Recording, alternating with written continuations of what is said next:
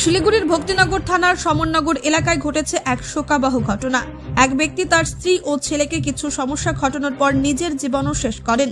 স্থানীয় সূত্রে জানা গেছে, ওই পরিবারটি আর্থিক সমস্যায় ভুগছিল এবং কিছুদিন ধরে তাদের মধ্যে মানসিক চাপ ছিল। ঘটনার বিবরণ অনুযায়ী শ্যামল রায়, টুম্পা রায় এবং তাদের 6 বছরের ছেলে পিন্টু রায় এক বাড়িতে থাকতেন।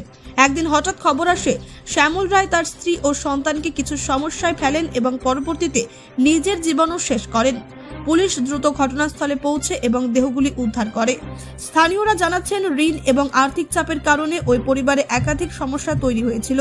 তবে কেন শ্যামল রায় এমন একটি পদক্ষেপ নিলেন তা এখনো পরিষ্কার নয়।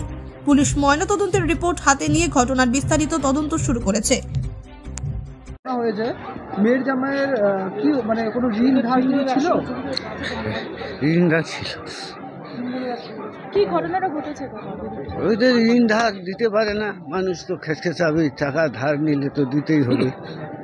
এই জন্যই বোধহয় ফাঁসি লাগাইছি। আমার বাড়ি থেকে মাংস টাংস নিয়ে আসলো, নাতিটাও আমার বাড়িতে ছিল।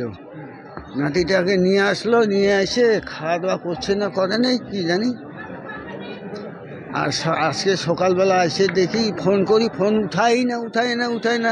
9টা বাজে যাচ্ছে, ফোন উঠায় না কেন? তা আমার একটা নাতি, ওদের গ্যাসের সিলিন্ডার ছিল, গ্যাসের সিলিন্ডার দিয়ে ইনিং করে দেখতেছে ফাঁকা দিয়ে অনেকে দুয়াখান ঠেলে দেখেছে ঝুলানো আছে, তারপর ভাঙিয়ে দিয়েছে দুয়ারটা। এই আপনার জামাই কি মদ জুয়া টুয়া? না ওইগুলো খেলে। স্বামী স্ত্রীর মধ্যে কোনো ঝামেলা ছিল এর মধ্যে? কি জানি, এখন তো কত বছরের বিবাহিত জীবন ছিল? 7-8 বছর হয়ে গেছে। মেয়ের নাম যদি একটু বলেন। মেয়ের নাম হলো টুম্পা। আপনি কখন জানতে পারলেন এই বিষয়টা? এই 9টার সময়। কাকু আপনার নামটা?